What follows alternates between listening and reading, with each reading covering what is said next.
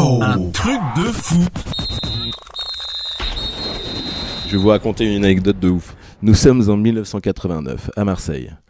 Bernard Tapie vient de dénicher sa pépite en Angleterre, à Tottenham. Cette pépite, c'est Chris Waddle. Et Bernard, il le paye quand même 4,5 millions de livres, ce qui fait de lui par ailleurs le troisième plus gros transfert du monde, derrière Maradona tout de même et Gullit.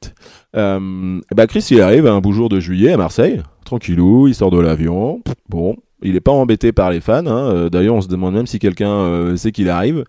Il va chercher ses bagages, il est un peu surpris parce que personne ne le reconnaît, il n'y a rien du tout.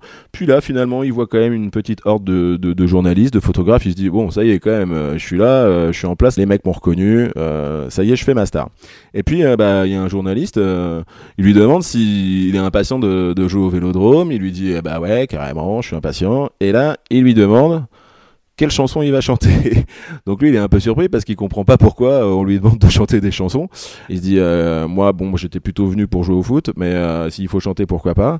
Et c'est là que en fait il comprend que ce soir, le soir même au Vélodrome, c'est Pink Floyd qui chante. Et en fait, on le confond avec le chanteur de Pink Floyd. Et comme un Anglais ressemble à un Anglais, personne ne sait en fait qui est ce mec que Bernard a payé 4,5 millions de livres. Et même lui, au niveau confiance, il prend un gros coup dans le moral parce qu'il se dit, personne ne me connaît à Marseille. Il aura quand même une revanche parce qu'il fera un titre avec Basile Boli qui s'appelle We've Got a Feeling. Waouh, un truc de foot. Ta dose d'anecdotes sur le football, pense à t'abonner et à mettre 5 étoiles. Rendez-vous aussi sur Facebook, Twitter, Instagram et untrucdefoot.fr.